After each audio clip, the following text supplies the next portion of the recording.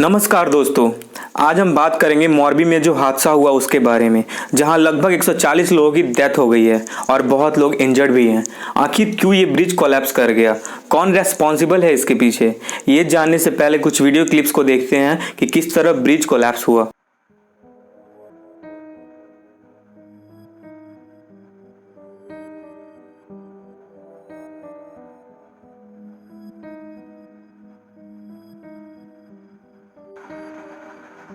इतने लोग जो अपनी छुट्टियों में घूमने गए होंगे, अपने लाइफ के बिजी शेड्यूल से निकलकर थोड़ा एंजॉय करने गए होंगे और all of the sudden bridge collapse कर जाता है और इतने लोगों की डेथ हो जाती है। आज उनके परिवार पे क्या बीत रही होगी जिनकी इस ब्रिज हादसे में डेथ हुई। क्या गवर्नमेंट के द्वारा दिए गए कुछ फाइनेंशियल सपोर्ट से वो इस हादसे से निकल पाएंगे, या जिनके फैमिली के लोगों की डेथ हुई है उसे भुलाया जा सकता है? नहीं। तो फिर चलिए जानते हैं कि इसके पीछे का कारण क्या है, आखिर कौन जिम्मेदार है इसके पीछे। नंबर फर्स्ट, वहाँ की जो लोकल अथॉरिटी है जिन्हें ब्रिज की मेंटेनेंस की जिम्मेदारी थी, उन्होंने ब्रिज की कोई फिटनेस सर्टिफिकेट इशू ही नहीं की।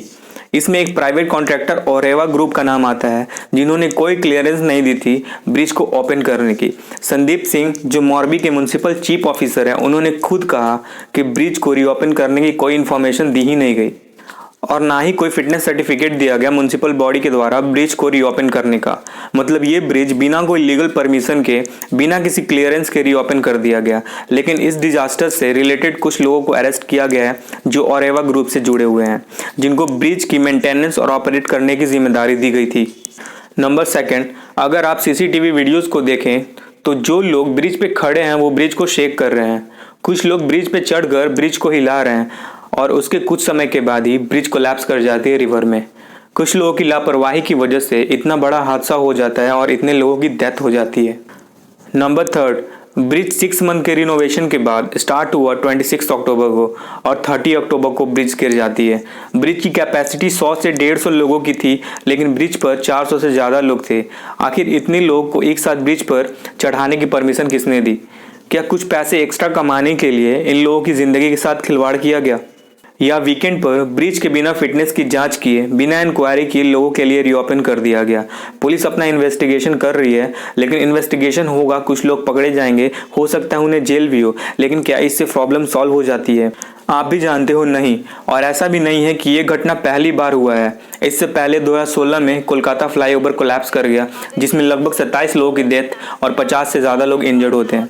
2018 में वाराणसी फ्लाईओवर का गिरना, जिससे 18 लोगों की डेथ हो जाती है, और 2019 में Mumbai foot over bridge collapse, जिसमें 6 लोगों की डेथ होती है। आखिर एक ब्रिज के कोलैप्स होने के क्या रीज़न हो सकते हैं? एक ब्रिज को कोलैप्स होने से कैसे बचाया जा सकता है? First, infrastructure issues. अगर प्रोडक्शन इकोनॉमिक इम्प्रूव कर दिया जाए, रॉ मटेरियल्स जो ब्रिज बनाने में यूज़ किया जाता है, अगर उनकी लागत कम हो, अच्छी क्वालिटी सी कंक्रीट यूज़ किए जाएं, तो वो ब्रिज कोलैप्स नहीं होगा। Second, construction incidents. कुछ ब्रिज जैसे ही बनती है उसके कुछ दिन बाद ही टूट जाती है। ऐसे में ये इंपॉर्टेंट है कि इंजीनियर्स और डिजाइनर्स लोकेशन के हर एक एस्पेक्ट को समझे और फिर ब्रिज को बनाएं। Third, accident.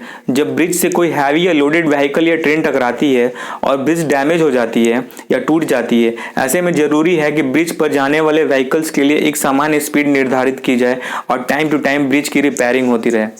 चलिए अब हम जानते हैं मोरबी ब्रिज के बारे में।